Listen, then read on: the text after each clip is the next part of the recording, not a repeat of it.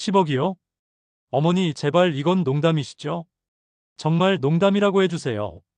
그건 제가 받을 돈이잖아요. 전화 너머로 아들 민철이의 절망적인 목소리가 들렸습니다. 10억을 정말 다 기부하신 거 아니죠?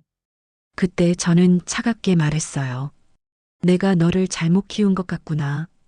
어머니, 민철아, 내가 내 무릎 수술은 관심 없어 하면서 장모님 감기엔 밤새 간병했을 때부터 이미 끝난 거였어.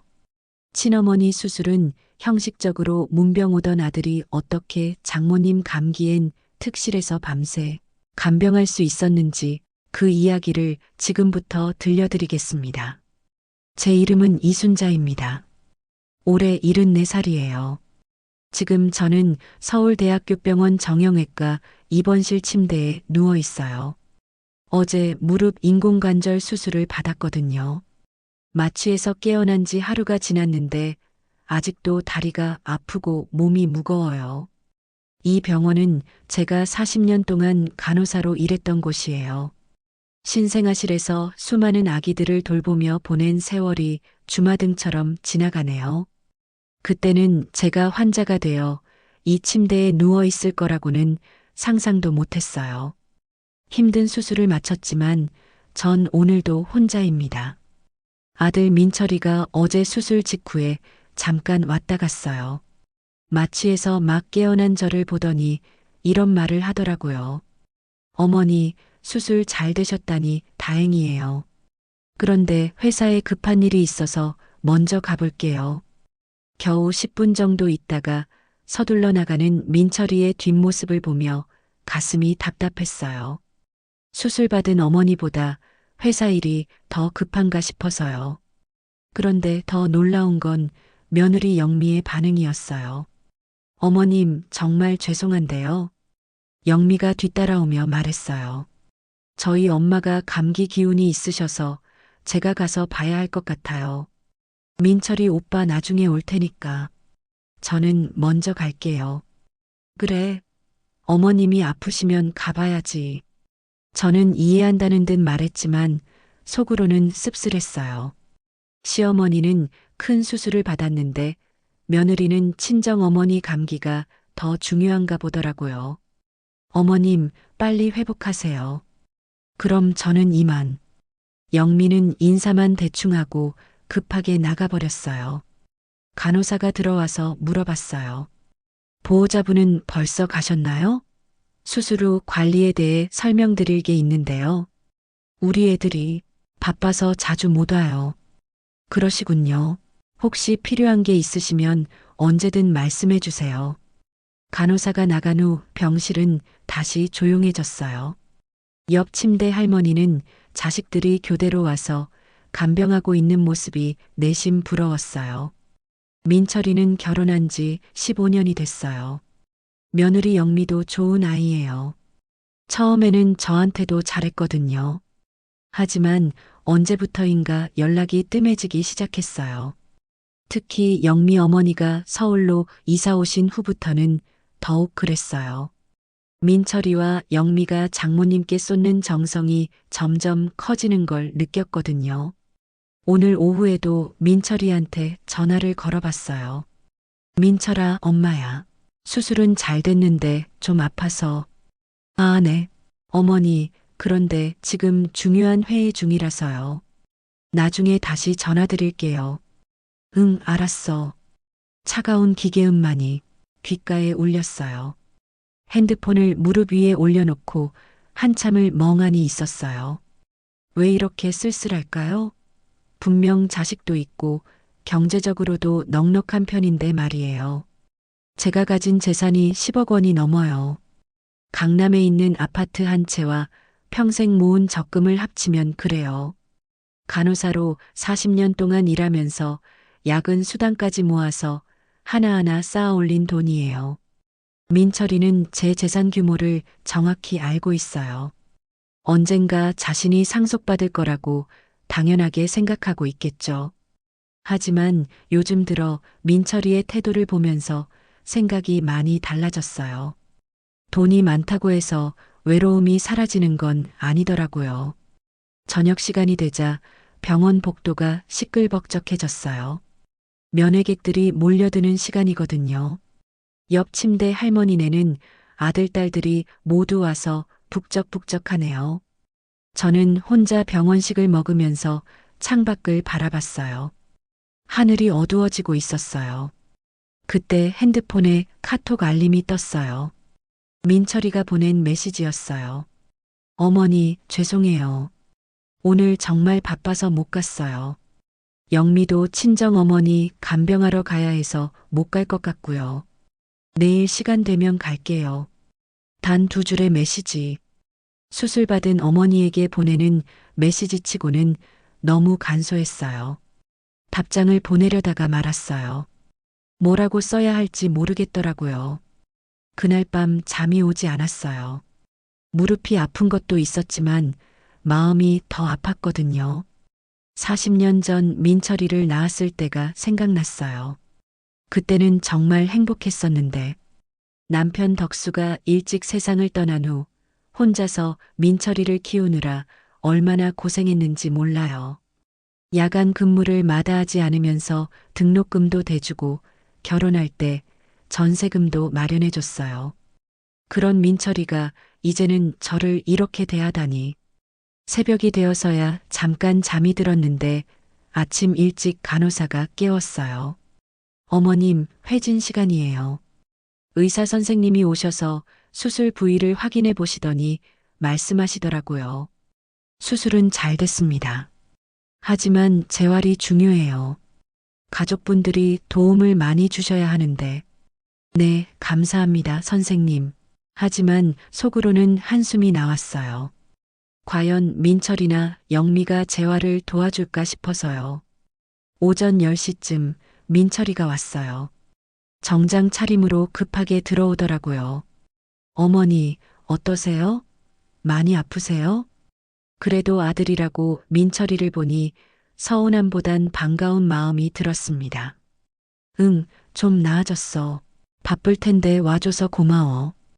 회사에서 잠깐 시간 내서 왔어요. 필요한 거 있으면 말씀하세요.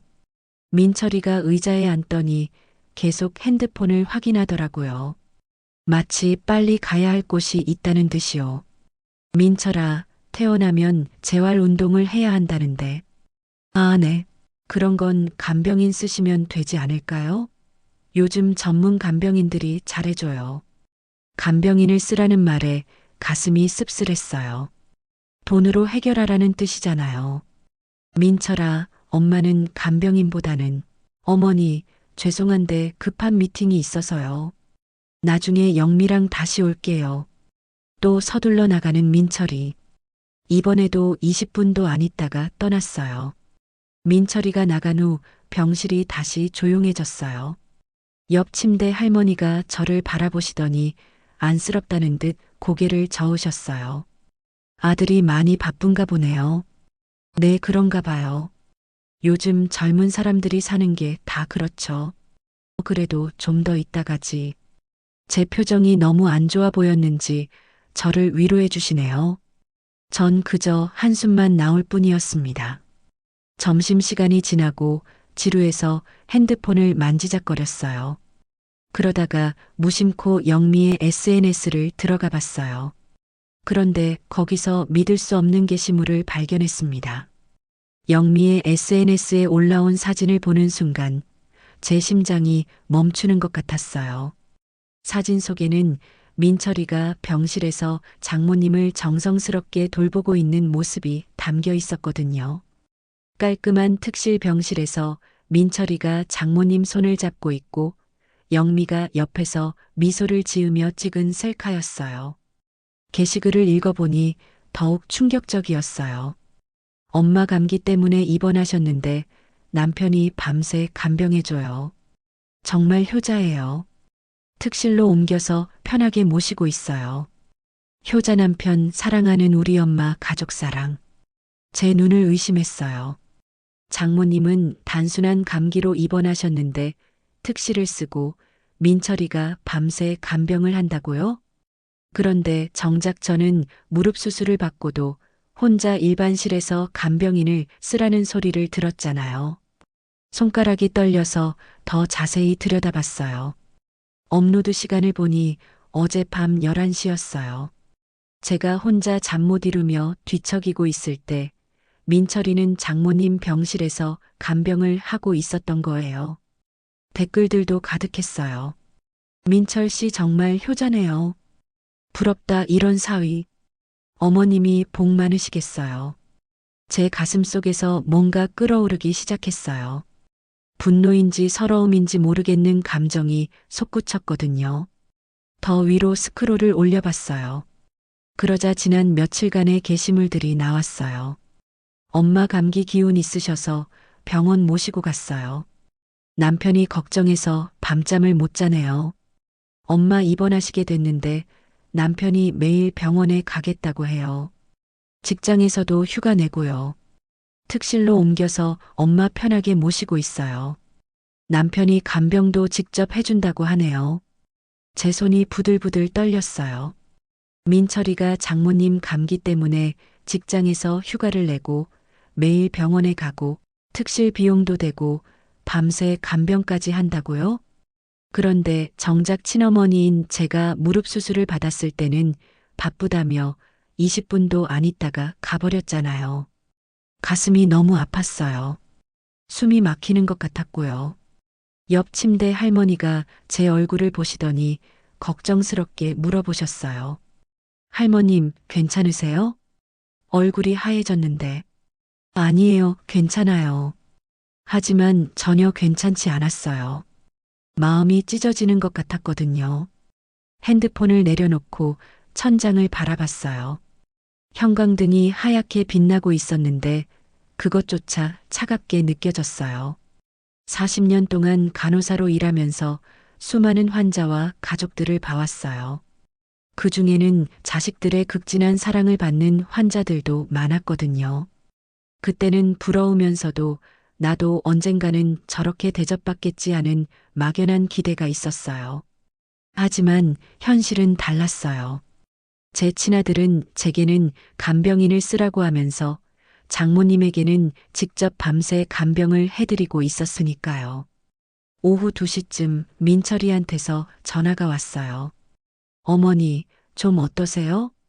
목소리가 피곤해 들렸어요. 밤새 간병을 해서 그런 거겠죠. 민철아, 너 목소리가 왜 그래? 어디 아픈 거 아니야? 아, 아니에요. 그냥 좀 피곤해서요. 요즘 일이 많아서 정말 한숨이 나왔습니다. 너무 허탈했습니다. 일이 많아서라고요? SNS에는 장모님 간병한다고 올렸으면서 저에게는 일이 많다고 하네요.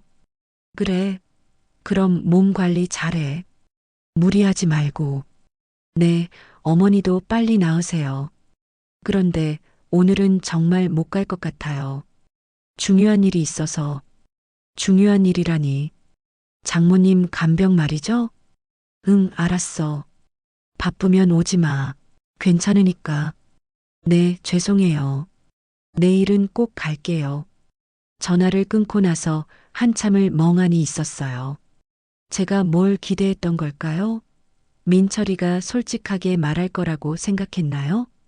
저녁 시간이 되자 간호사가 들어왔어요. 어머님, 보호자분 연락처 다시 한번 확인해 주시겠어요? 내일 퇴원 준비 때문에 연락드릴 일이 있어서요. 네, 알겠어요.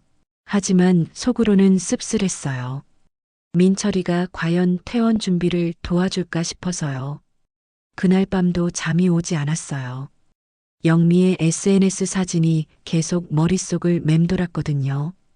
특실에서 장모님 손을 잡고 있는 민철이의 모습, 그리고 행복해 보이는 영미의 얼굴이 계속 떠올랐어요.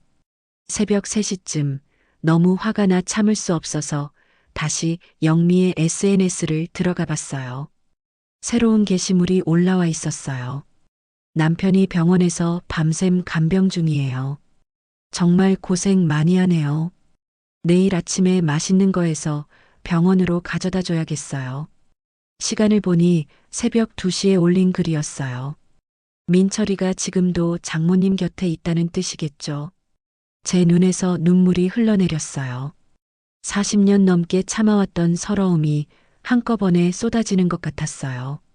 제가 영미의 SNS를 보지 않았으면 전 아직도 바보처럼 민철이만 기다리고 있었겠죠? 왜 이렇게 다를까요? 똑같은 부모인데 왜 친어머니와 장모님을 이렇게 다르게 대할까요? 그때 문득 깨달았어요. 민철이에게 저는 더 이상 챙겨야 할 어머니가 아니라 그냥 돈 많은 노인일 뿐이라는 거리요. 언젠가 상속받을 재산이 있으니까 아예 버리지는 못하지만 최소한의 관심만 보이면 된다고 생각하는 것 같았어요. 밤을 뒤척이며 보낸 끝에 제 마음속에는 전에 없던 감정이 자리 잡았어요. 배신감, 그리고 복수심이었죠. 새벽 5시 간호사가 들어와서 혈압을 재고 갔어요. 제 혈압이 평소보다 높게 나왔다고 걱정하더라고요. 할머님, 잠 못 주무셨나 봐요? 혈압이 좀 높네요. 응, 좀 그래요. 사실 온몸이 떨리고 있었어요. 분노와 서러움이 뒤섞인 감정 때문에 잠을 한숨도 못 잤거든요. 간호사가 나간 후 저는 침대에 누워 천장을 바라보며 과거를 떠올렸어요. 민철이가 5살이었을 때가 생각났어요. 남편 덕수가 교통사고로 세상을 떠난 후 저 혼자 민철이를 키워야 했죠. 그때는 정말 막막했어요. 간호사 월급으로는 아이 하나 키우기도 빠듯했거든요. 그래서 야간 근무를 자청했어요. 밤새 일하면 수당을 더 받을 수 있었으니까요. 민철이가 잠든 사이에 병원으로 출근하고 새벽에 집으로 돌아와서 아침 준비를 해주곤 했어요. 하루에 3시간도 못 자는 날이 부지기수였죠. 그래도 민철이를 위해서라면 뭐든 할 수 있었어요. 아이가 다른 친구들보다 부족함 없이 자라길 바랐거든요. 민철이가 초등학교에 입학할 때는 새 가방과 운동화를 사주려고 한 달 내내 야근을 했어요. 그때 민철이가 얼마나 좋아했는지. 엄마, 정말 고마워요. 우리 반에서 제일 멋진 가방이에요. 그런 민철이의 환한 웃음을 보면 피로가 다 날아갔어요. 중학교 때는 학원비가 만만치 않았어요. 다른 아이들은 수학, 영어, 과학까지 여러 학원을 다니는데 민철이만 못 보낼 수는 없었거든요. 그래서 주말에도 파트타임으로 개인 간병을 했어요. 일주일에 하루도 쉬지 않고 일했죠.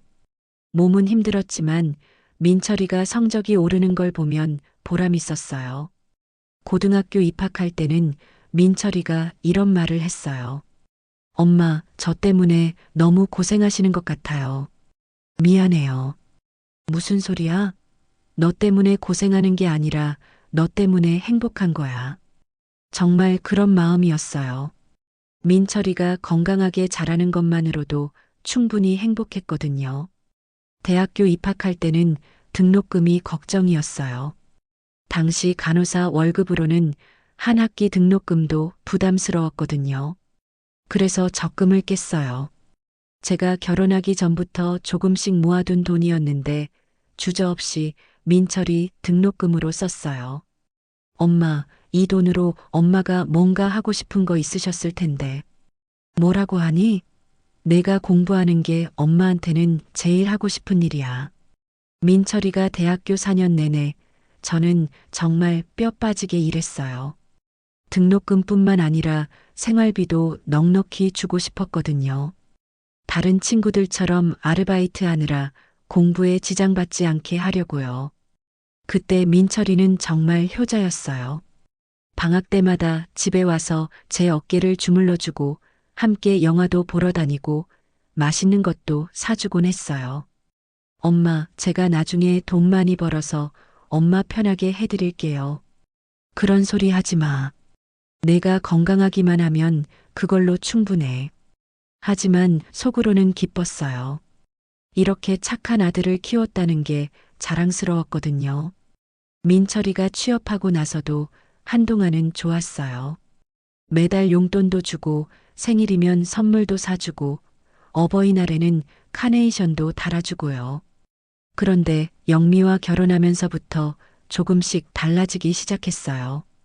처음 몇 년간은 영미가 정말 좋은 며느리였어요.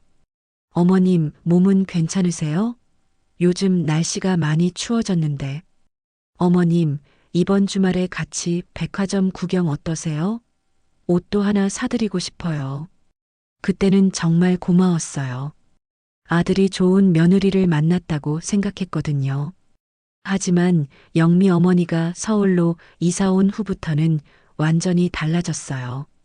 어느 날 영미가 이런 말을 했거든요.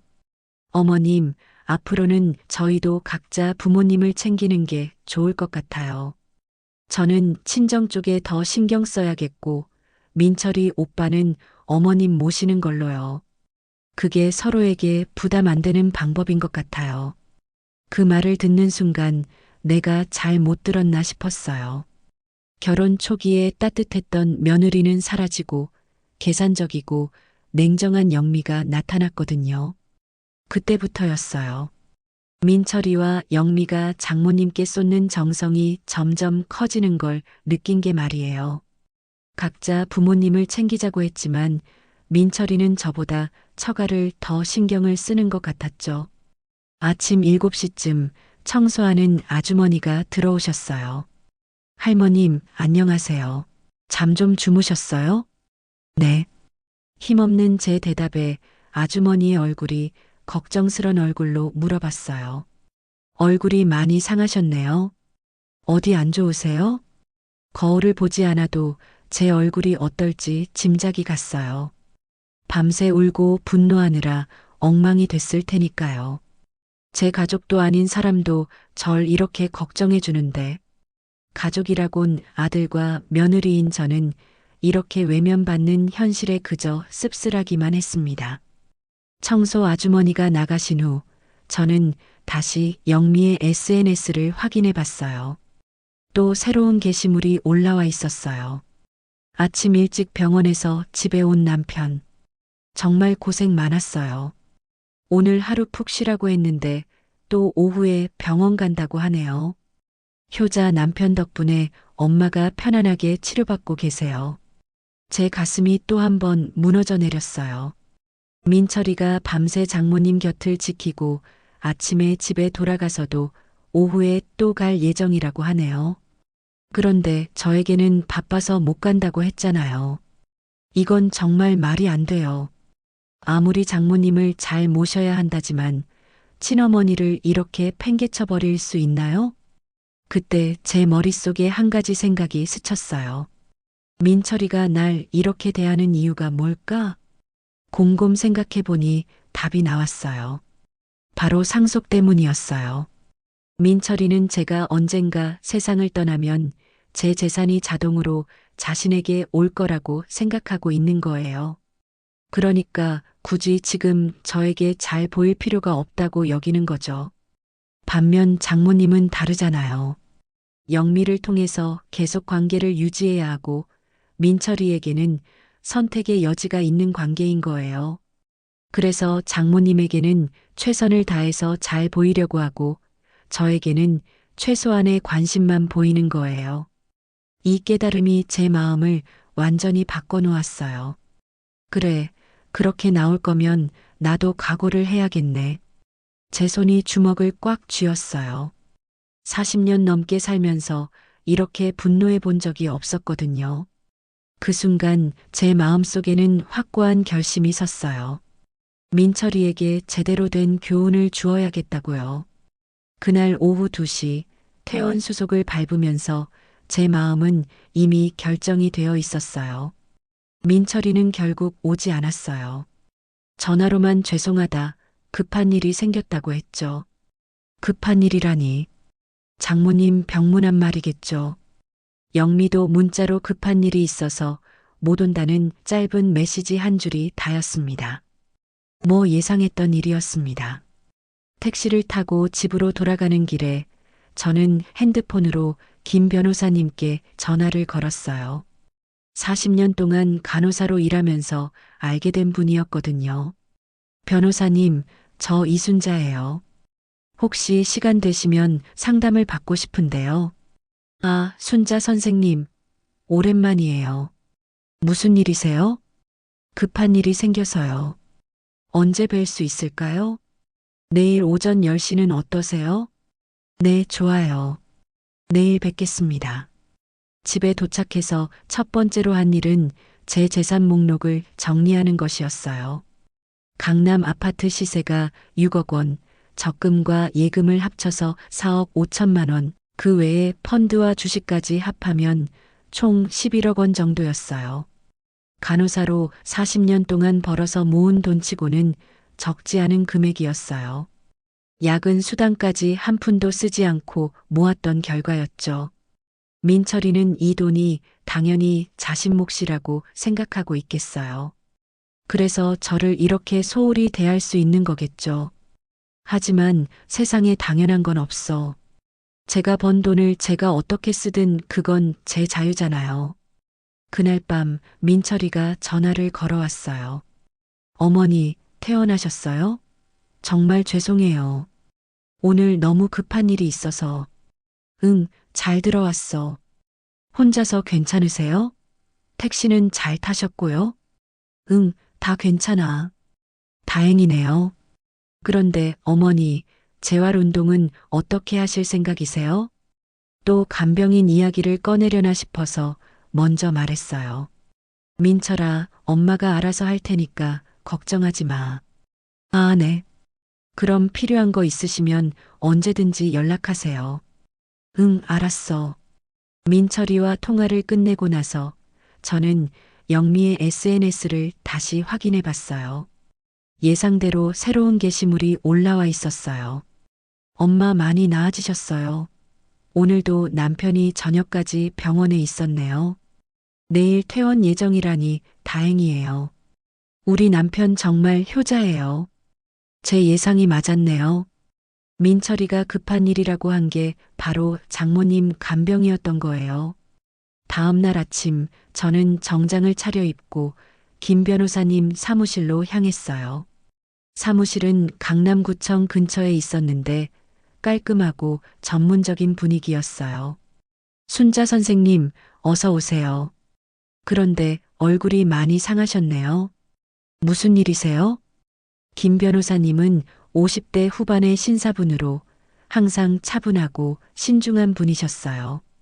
변호사님, 상속 관련해서 상담을 받고 싶어요. 아, 그러시군요. 자세한 이야기를 들어보겠습니다. 저는 지난 며칠간 있었던 일들을 자세히 설명했어요.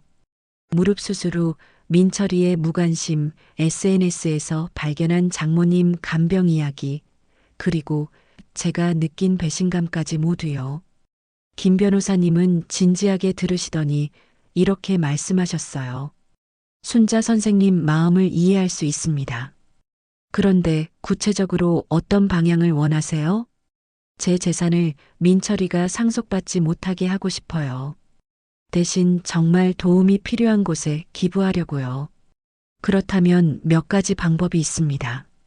유언장을 작성해서 재산을 공익재단에 기부하시거나 아예 생전에 재단을 설립하셔서 재산을 출연하시는 방법도 있어요. 생전에 재단을 설립한다고요? 그게 가능한가요? 네, 가능합니다. 순자 선생님께서 10억 원 이상의 재산을 가지고 계시니까 충분히 가능해요. 공익재단을 설립하시면 세금 혜택도 받으실 수 있고요. 재단 설립이라 생각해보니 매력적인 아이디어였어요. 어떤 목적의 재단으로 하면 좋을까요? 순자 선생님께서 40년 동안 간호사로 일하셨으니까 의료 관련 재단은 어떨까요? 예를 들어 경제적으로 어려운 환자들의 치료비를 지원한다거나. 그 말을 듣는 순간 제 가슴이 뛰었어요. 그래, 그거야. 간호사로 일하면서 경제적 어려움 때문에 제대로 치료받지 못하는 환자들을 많이 봤거든요. 특히 노인 환자들 중에는 자식들이 치료비 부담을 꺼려하는 경우도 있었고요. 좋은 아이디어네요. 그런데 재단을 설립하면 제 아들은 정말 한 푼도 상속받을 수 없나요? 법정 상속분이라는 게 있긴 하지만 순자 선생님께서 생전에 재단에 재산을 기부하시면 상속할 재산 자체가 없어지니까요. 완벽했어요. 이보다 더 좋은 복수는 없을 것 같았어요. 변호사님, 재단 설립에 시간이 얼마나 걸리나요? 서류 준비하고 허가받는데 대략 석 달 정도 걸립니다. 하지만 그 전에 민법상 재단 설립 의사를 공증받아 두시면 법적 효력이 생겨요. 그럼 바로 시작해 주세요. 정말 확실히 결정하신 건가요? 한번 재단에 출연하신 재산은 되돌릴 수 없어요. 네, 확실해요. 김 변호사님이 재단 설립 과정을 자세히 설명해 주셨어요. 먼저 재단의 명칭을 정해야 했어요. 저는 사랑나눔 의료재단으로 하기로 했어요. 경제적으로 어려운 환자들에게 의료비를 지원하는 재단이니까 적절한 이름인 것 같았거든요. 재단의 목적은 세 가지로 정했어요. 첫째, 경제적 어려움으로 치료받지 못하는 환자들의 의료비 지원. 둘째, 홀로 계신 어르신들의 간병비 지원. 셋째, 간병인 교육 프로그램 운영. 특히 두 번째 목적이 중요했어요. 저처럼 자식들의 무관심으로 혼자 고생하는 어르신들을 도우려는 거였거든요.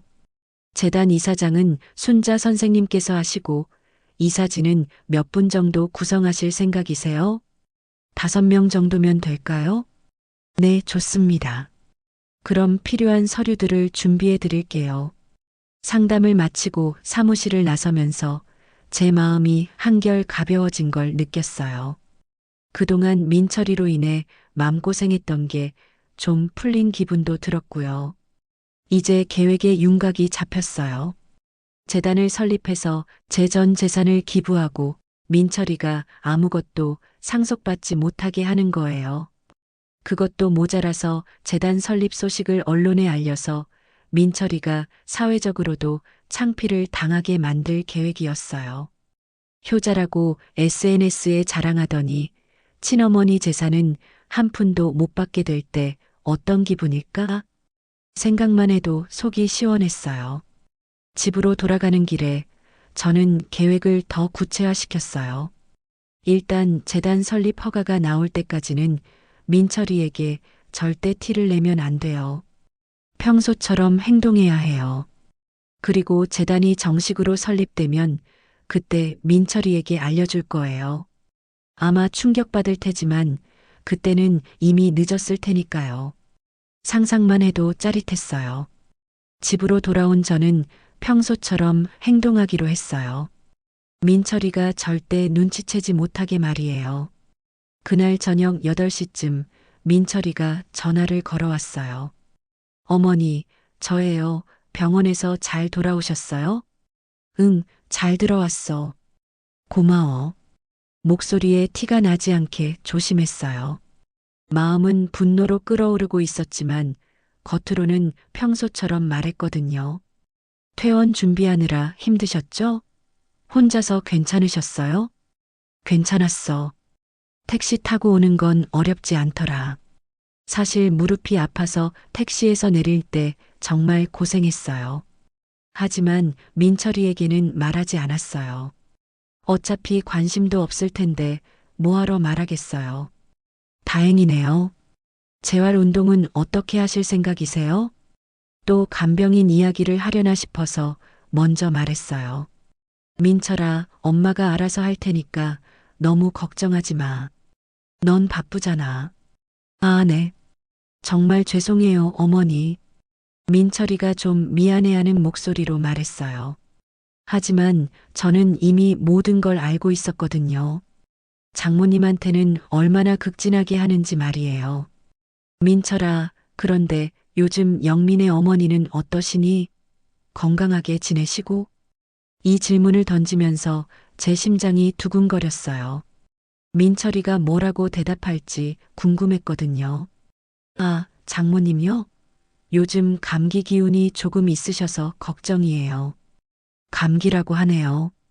SNS에서 본 특실 간병은 말하지 않고요. 그래, 감기가 심하시나? 아니에요. 크게 심하지는 않은데. 그래도 연세가 있으시니까 조심해야죠. 연세가 있으시니까 조심해야 한다고 하네요. 그럼 74살인 저는 뭐가 되는 건가요? 무릎 수술을 받고도 혼자 있게 하면서요. 영민의 친정 어머니는 저랑 4살 차이로 올해 70살로 알고 있는데요. 민철의 대답에 그저 기가 막혔습니다. 그래, 어른들은 감기도 조심해야 하지. 영미가 걱정이 많겠네. 네, 영미가 정말 걱정하고 있어요. 그래서 제가 좀 더 신경 써서 모시고 있어요. 좀 더 신경 써서 모시고 있다고 하네요. 특실에서 밤새 간병하는 걸 그렇게 표현하는군요. 그래, 잘하고 있어. 효자 민철이. 이 말을 할 때 제 마음이 얼마나 쓰라렸는지 몰라요. 하지만 목소리는 평소처럼 따뜻하게 했어요. 어머니, 너무 과찬이세요. 민철이가 쑥스러워하는 목소리로 말했어요. 정말 뻔뻔하게도 말이에요. 민철아, 그런데 엄마가 하나 물어볼 게 있어. 네, 뭐든지 말씀하세요. 요즘 엄마 재산 관리는 어떻게 생각하니? 갑자기 이 질문을 던지자 민철이가 잠깐 침묵했어요. 어머니 재산이요? 응. 엄마가 이제 나이도 있고 해서 미리 정리해두는 게 좋을 것 같아서. 아, 그러시군요. 하지만 어머니께서 아직 건강하시니까 그런 걱정은 안 하셔도 될 것 같은데요. 민철이 목소리가 조금 떨리는 게 느껴졌어요. 역시 재산 얘기만 나오면 관심을 보이는군요. 그래도 미리 생각해두는 게 좋잖아. 너도 알다시피 엄마가 간호사로 40년 일하면서 좀 모았거든. 네, 어머니께서 정말 고생 많이 하셨죠. 민철아, 솔직히 말해서 엄마 재산이 얼마나 되는지 알고 있니? 이번에는 더 긴 침묵이 있었어요. 글쎄요. 정확히는 모르겠어요. 하지만 어머니께서 평생 절약하며 사셨으니까 꽤 되실 거라고는 생각해요. 꽤 된다는 게 얼마 정도로 생각하는데? 몇 억 정도요? 민철이가 조심스럽게 대답했어요. 역시 정확한 금액은 모르고 있네요. 그 정도가 아니야, 민철아. 네. 그럼 얼마나? 10억이 넘어. 전화 너머로 민철이가 숨을 크게 들이쉬는 소리가 들렸어요. 10억이요? 응. 아파트 값도 올랐고 적금이랑 펀드도 수익이 좋았어서. 어머니, 정말 대단하세요. 민철이 목소리에 흥분이 섞여 있었어요. 역시 돈 얘기만 나오면 달라지네요. 민철아, 당연히 이 돈은 다 내 거야. 엄마가 누구한테 줄 사람이 또 있겠니? 어머니, 그런 말씀까지 하실 필요는 없어요. 겉으로는 사양하는 척하지만 속으로는 얼마나 기뻐하고 있을까요? 아니야. 엄마가 평생 모은 돈인데 당연히 아들한테 가야지. 그런데 민철아. 네. 그때까지는 엄마가 건강하게 오래 살아야 할 테니까 좀 더 자주 안부라도 물어봐 주면 좋겠어. 당연히 그래야죠. 어머니, 앞으로 더 자주 연락드릴게요. 목소리가 확연히 달라졌어요. 갑자기 효자가 된 것처럼 말이에요. 전화를 끊고 나서 저는 씁쓸하게 웃었어요. 역시 민철이에게 중요한 건 돈이었던 거네요. 하지만 이제 시작이에요. 민철이가 상상도 못할 일이 벌어질 테니까요. 그로부터 며칠 후 김 변호사님으로부터 연락이 왔어요.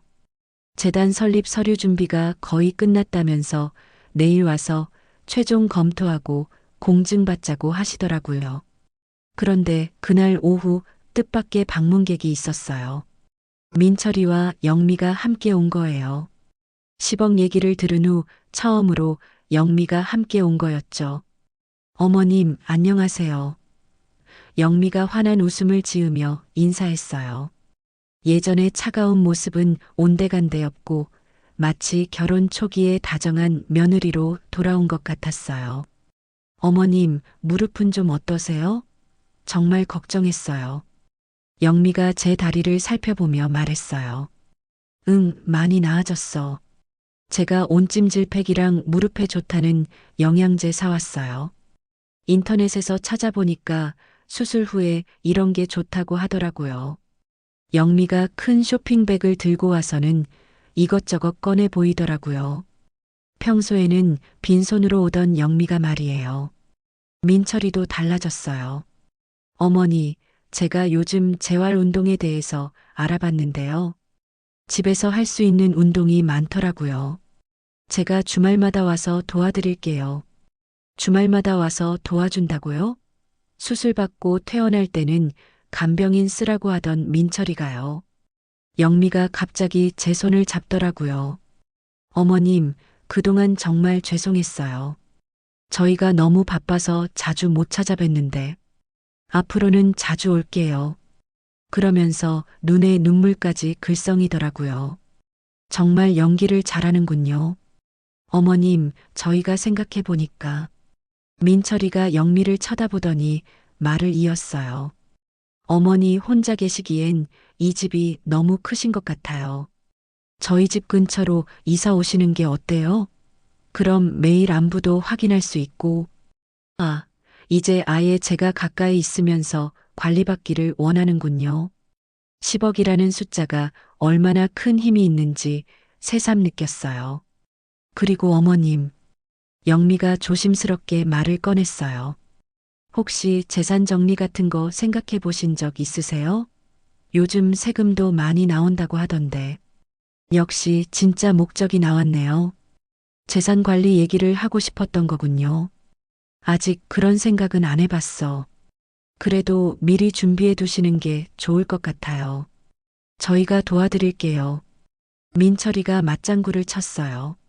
네, 어머니. 요즘 상속세도 많이 나온다고 하니까 미리미리 준비해 두시면. 이 부부가 하고 싶은 말이 뭔지 너무 뻔했어요. 생전 증여를 받고 싶다는 거잖아요.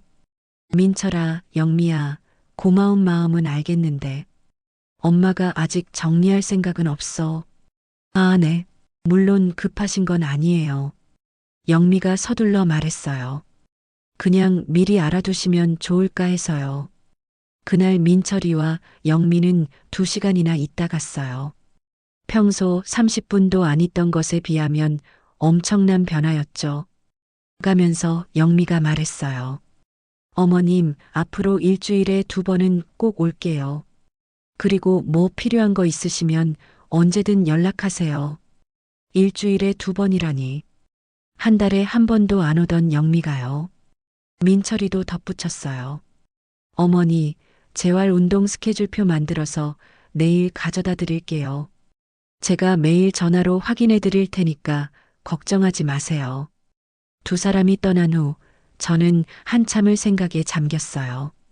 10억이라는 숫자 하나가 사람을 이렇게 바꿀 수 있구나 싶었어요. 하지만 너무 늦었어요. 이미 모든 준비는 끝났으니까요. 다음 날 아침 저는 김 변호사님 사무실로 향했어요. 오늘이야말로 정말 중요한 날이었거든요. 변호사님이 말씀하신 대로 재단 설립 허가가 나면 언론에도 알려질 거라고 하셨어요. 10억 규모의 개인 재단 설립은 꽤 화제가 될 테니까요. 바로 제가 원했던 거였어요. 김 변호사님이 준비해 주신 서류들을 하나하나 확인했어요. 사랑나눔 의료재단 설립 서류에는 제 이름이 이사장으로 되어 있었고 기부 재산이 10억 원으로 명시되어 있었어요. 변호사님이 정말 마지막으로 한 번 더 확인해 보라고 하셨어요. 서명하면 되돌릴 수 없다면서요. 저는 주저없이 서명했어요. 이 순간을 얼마나 기다렸는지 몰라요. 공증까지 마친 후 김 변호사님은 정부 허가가 대략 한 달 정도 걸릴 거라고 하셨어요. 그리고 허가가 나면 바로 언론에 보도자료를 보내겠다고 하셨어요. 전직 간호사, 평생 모은 재산 10억으로 의료재단 설립이라는 제목으로 큰 일간지들에도 알리겠다고 하시더라고요. 정말 완벽했어요. 민철이가 신문에서 이 소식을 봤을 때의 표정이 벌써 궁금했거든요. 사무실을 나서며 제 마음이 한결 가벼워진 걸 느꼈어요. 드디어 복수의 첫 단계가 끝났거든요. 이제 민철이가 언제까지 효자 연기를 하는지 지켜볼 차례였어요.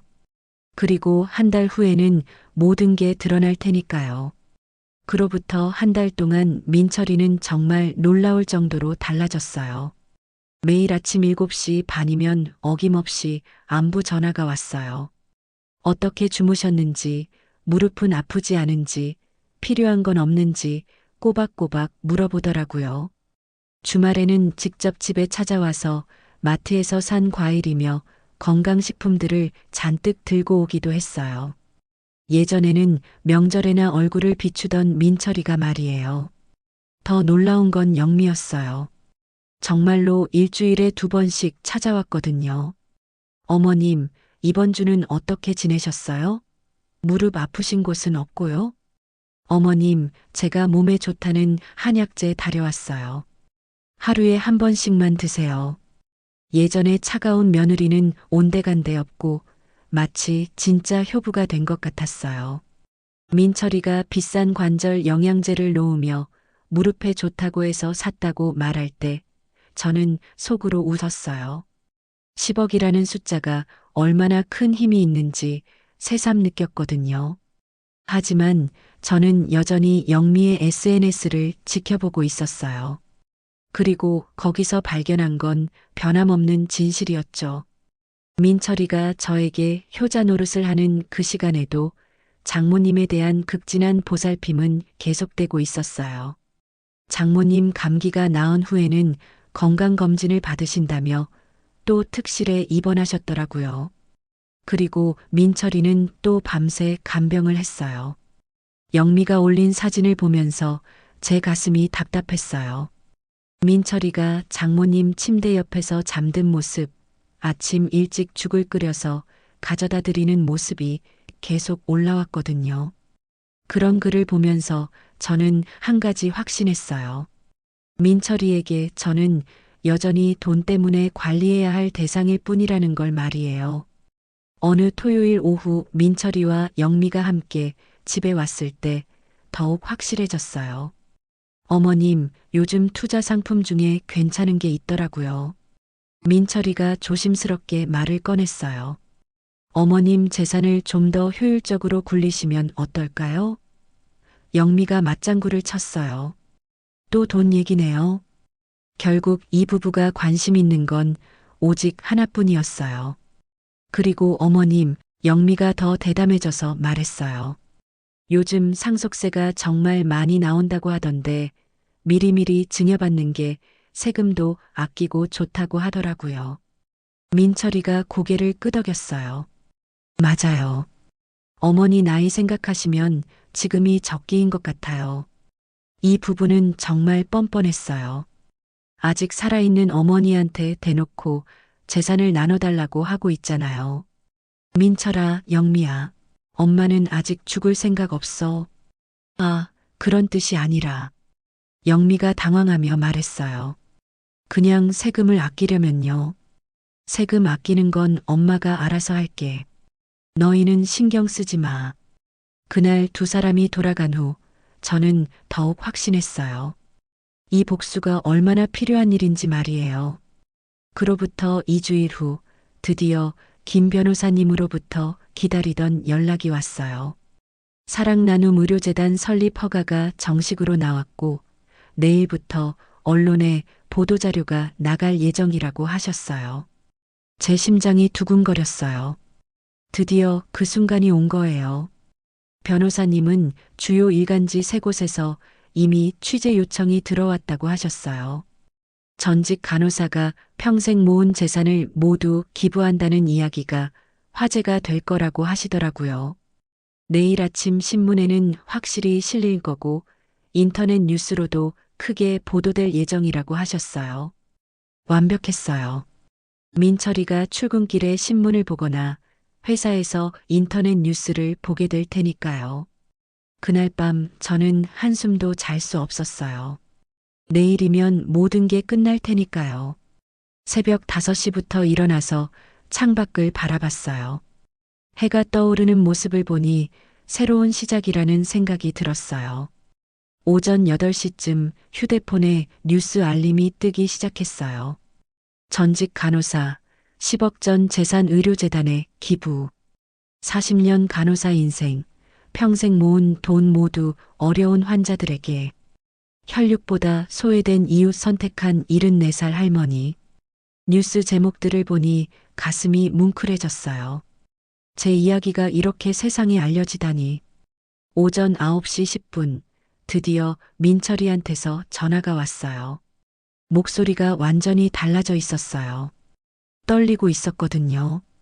어머니, 지금 신문에, 인터넷에 뭐가 난 거예요? 민철이가 당황해서 제대로 말도 못하고 있었어요. 아, 그거 어제 정식 허가가 났어. 이제 재단이 제대로 시작되는 거야.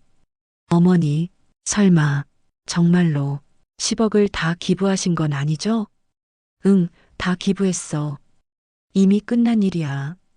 전화 너머로 민철이가 쓰러질 것 같은 한숨 소리가 들렸어요. 어머니, 제발, 이건 농담이시죠? 정말 농담이라고 해주세요. 그건 제가 받을 돈이잖아요. 민철이가 절망적인 목소리로 애원했어요. 10억을 정말 다 기부하신 거 아니죠? 그때 저는 차갑게 말했어요. 내가 너를 잘못 키운 것 같구나. 어머니, 농담이 아니야. 모든 절차가 다 끝났어. 왜 이런 일을? 그때 저는 그동안 참아왔던 모든 말들을 쏟아냈어요. 민철아, 내가 내 무릎 수술엔 관심 없어 하면서 장모님 감기엔 밤새 간병했을 때부터 이미 끝난 거였어. 전화 너머로 민철이가 완전히 무너지는 소리가 들렸어요. 숨소리가 거칠어지고 뭔가 떨어뜨리는 소리까지 났거든요. 어머니, 그게 제가 정말 몰랐어요. 그렇게 잘못했는지 몰랐다고? 영미가 SNS에 장모님 특실 간병하는 사진 올릴 때도 몰랐어? 민철이는 할 말을 잃었어요. 장모님 침대 옆에서 자고 죽 끓여다 드리고 특실비 내면서 정작 친어머니 수술했을 때는 30분도 못 있었잖아. 민철이가 흐느끼기 시작했어요. 40살 넘은 남자가 전화로 우는 소리를 들으니 마음 한편이 아프기도 했어요. 어머니, 제발 다시 한 번만 기회를. 정말 달라지겠어요. 기회는 이미 충분히 줬어, 민철아. 저는 창밖을 바라보며 민철이 어렸을 때 이야기를 꺼냈어요.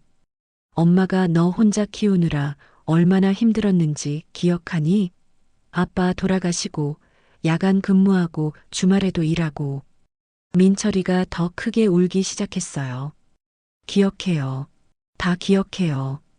대학교 등록금도 엄마가 적금 깨서 냈고 결혼할 때 전세금도 엄마가 마련해줬지. 민철아, 엄만 너에게 최선을 다했단다. 제 목소리도 떨리기 시작했어요.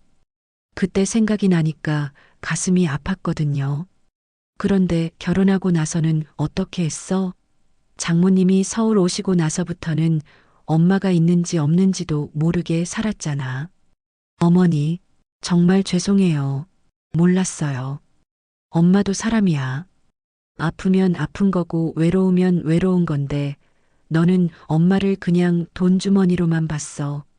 민철이가 계속 죄송하다고 몰랐다고 반복했어요. 10억 얘기 듣고 갑자기 효자가 된 건 뭐야? 매일 전화하고 영양제 사다 주는 게 진짜 효도야? 민철이가 할 말이 없었나 봐요. 한참 동안 조용했거든요. 민철아, 엄마 평생 모은 돈이니까 엄마가 어떻게 쓸지는 엄마가 정하는 거야. 어머니, 그럼 저는 어떻게 살라고 그러세요? 민철이가 갑자기 큰 소리로 소리를 질렀어요.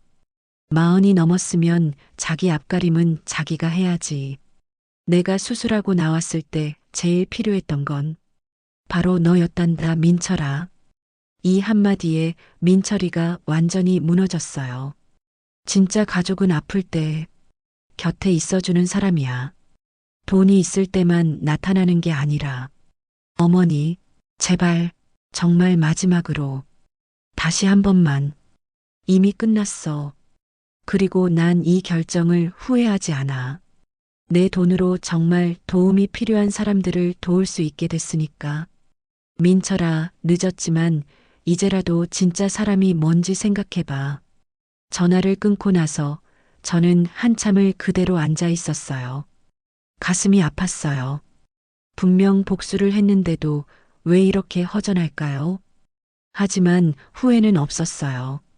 제 평생 모은 돈이 정말 필요한 곳에 쓰일 거라는 생각에 오히려 마음이 편했거든요. 그날 오후부터 민철이는 계속 전화를 했어요. 하지만 저는 받지 않았어요. 문자도 수십 개가 왔지만 읽지 않았어요.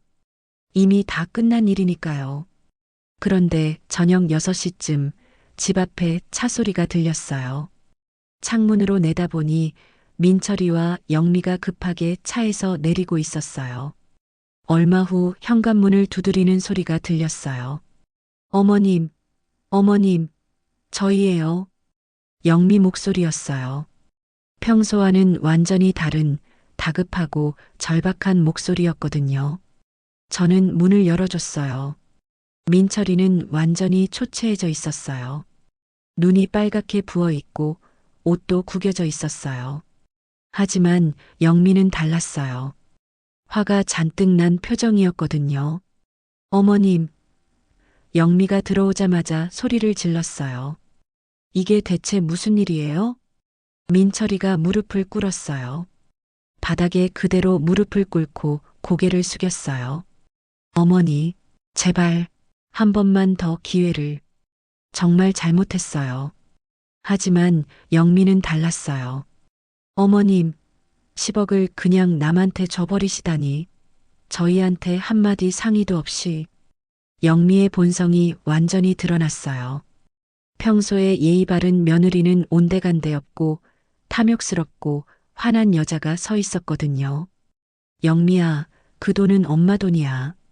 솔직히 말씀드릴게요. 영미가 완전히 돌변해서 소리쳤어요.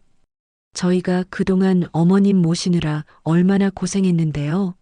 매주 찾아오고 영양제 사드리고. 그런데 이게 뭐예요? 그동안 꾹꾹 눌러 참았던 본심이 터져 나오는 것 같았어요. 영미야, 너 지금 뭐라고 하는 거야? 저희 엄마도 아픈데 저는 어머님만 모셔야 해요? 공평하지도 않잖아요. 그런데 보답은 이런 식으로 해요? 결국 진심이 나왔네요. 시어머니보다 친정어머니가 우선이고 그동안 모신 건 다 보상을 바라고 한 일이었다는 거잖아요. 영미야, 너 장모님 특실 간병할 때도 그런 생각했어? 영미 얼굴이 순간 굳어졌어요. 그건 저희 엄마가 진짜 아파서. 내 엄마는 감기로 특실 쓰고 시어머니는 큰 수술 받고도 일반실에서 간병인 쓰라고 했잖아. 어쨌든 영미가 소리를 질렀어요. 저희도 생활이 있다고요. 저희는 어떻게 살라고 그러세요? 너희 생활이 내 돈으로 해결될 일이야? 당연하잖아요. 저희가 어머님 아들이고 며느리인데. 그런데 갑자기 다 기부해버리시면 그게 배신 아니에요? 배신이라고 하네요. 제 돈을 제가 쓰는 게 배신이라고. 영미야, 배신은 누가 한 거야? 시어머니 수술할 때 친정 엄마 감기 때문에 가야 한다고 한 게 누구야? 그건 어쩔 수 없는 상황이었어요. 그런데 어머님은 뭐가 그렇게 대단하세요? 간호사가 뭐가 대단하다고. 순간 정적이 흘렀어요. 민철이도 깜짝 놀라서 영미를 쳐다봤어요. 영미야, 너 지금 뭐라고 한 거야? 영미가 자기가 실수했다는 걸 깨달았지만 이미 늦었어요. 영미야, 제가 조용히 말했어요. 너 지금 간호사를 무시했니? 그런 뜻이 아니라. 제가 화가 나서. 영미야, 나는 40년 동안 간호사로 일했어. 수많은 생명을 살리는 일에 참여했고 그 돈으로 너희 교육비며 결혼 자금까지 됐어. 영미가 아무 말도 못했어요. 그런 내가 번 돈을 어디에 쓸지는 내가 정하는 거야. 그게 못마땅하면 나가. 어머님, 저는 현관문을 활짝 열어젖혔어요. 영미야, 너 같은 며느리는 필요 없어. 다신 우리 집에 오지 마. 영미가 완전히 화가 나서 마지막으로 소리를 질렀어요. 후회하실 거예요. 나중에 늙으시면 아무도 돌봐줄 사람 없을 거예요. 그래도 너희보다는 낫겠지. 어쨌든 억울해요. 이건 사기예요. 저희를 우롱하신 거잖아요. 사기라고 하네요. 제 돈을 제가 쓰는 게 사기라고. 영미야, 마지막으로 한 가지만 말할게. 영미가 저를 쳐다봤어요. 너 같은 며느리한테 내 재산 물려줄 바엔 정말 어려운 사람들 도우는 게 훨씬 의미 있어. 영미 얼굴이 새하얗게 질렸어요. 그리고 민철아. 계속 무릎 꿇고 있던 민철이가 고개를 들었어요. 너도 마찬가지야. 엄마 수술에는 30분도 못 있는 아들한테 줄 돈은 없어. 민철이가 흐느끼기 시작했어요. 이제 나가. 2번 다시 오지 마. 민철이가 영미를 억지로 끌고 나갔어요. 영미는 끝까지 뭔가 소리치고 있었지만 저는 문을 닫아버렸어요. 그렇게 모든 게 끝났어요. 15년간 며느리 노릇했던 영미의 진짜 모습을 본 순간이었어요. 결국 돈이 목적이었던 거죠. 그로부터 한 달 후 사랑나눔의료재단이 첫 번째 의료비 지원을 시작했어요. 김 변호사님이 전화로 알려주신 소식을 들으니 가슴이 뭉클했어요. 경제적 어려움으로 수술을 포기하려던 72살 할머니가 첫 번째 수혜자가 되었다고 하시더라고요. 그 할머니는 자식들이 모두 경제적으로 어려워서 무릎 수술비를 마련하지 못하고 있었대요. 저와 똑같은 무릎 인공관절 수술이었어요. 순자 선생님 덕분에 할머니가 수술받고 건강해지실 거예요. 변호사님 말씀을 듣고 나서 저는 처음으로 제 결정이 정말 옳았다는 확신이 들었어요. 재단에서 보내준 첫 번째 보고서를 받아보니 더욱 기뻤어요. 벌써 20명의 환자가 수술비 지원을 받았고 30명의 어르신이 간병비 지원을 받으셨다고 했어요. 보고서에는 수혜자들이 보내온 감사 편지들도 들어 있었어요.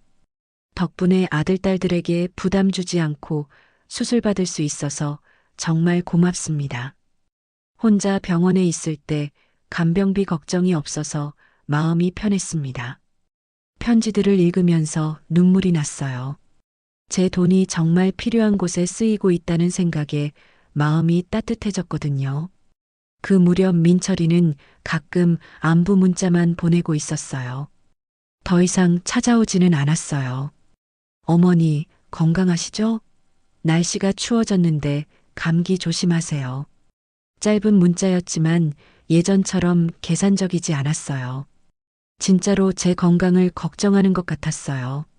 어느 날 오후 문득 영미의 SNS가 궁금해서 들어가 봤어요. 그런데 예전과는 완전히 달라져 있었어요. 화려한 여행 사진이나 비싼 선물 자랑은 사라지고 대신 소박한 일상 사진들이 올라와 있었어요. 그리고 한 달 전쯤부터는 글의 내용도 달라져 있었어요. 요즘 남편이 많이 달라졌어요. 예전보다 집안일도 더 많이 하고 저에게도 더 신경 써주고 정말 반성하며 살고 있어요. 그동안 너무 모르고 살았던 것 같아요. 앞으로는 우리끼리만 잘 살 생각하지 말고 어려운 이웃들도 도우며 살려고 해요. 이 부부가 정말 변하고 있는 것 같았어요. 물론 너무 늦었지만 말이에요. 그로부터 보름이 더 지났을 때 집 앞 화단에서 꽃을 가꾸고 있는데 민철이가 나타났어요. 예전의 말끔한 모습과는 달리 많이 초라해 보였어요. 살도 빠지고 머리도 자란 채로 왔더라고요. 민철이는 멀리서 저를 보더니 고개를 깊게 숙였어요. 제가 먼저 말을 걸었어요. 민철아, 언제 왔니? 어머니, 죄송해요. 정말 죄송해요. 민철이 목소리가 많이 달라져 있었어요. 진정성 있는 목소리였어요. 요즘 어떻게 지내고 있어? 힘들어요. 많이 힘들어요. 하지만 당연한 거라고 생각해요. 민철이가 솔직하게 대답했어요. 어머니, 저 요즘 영미와 함께 봉사활동하고 있어요. 혼자 계신 어르신들 도시락 배달이요. 그래. 그분들을 보면서 어머니 생각이 많이 났어요. 어머니가 얼마나 외로우셨을지 제 마음이 조금씩 누그러지는 걸 느꼈어요. 민철아, 엄마 돈 때문에 힘든 거지? 아니에요, 어머니. 돈 때문이 아니라 제가 너무 바보같이 살았구나 싶어서요. 민철이가 눈물을 흘리기 시작했어요.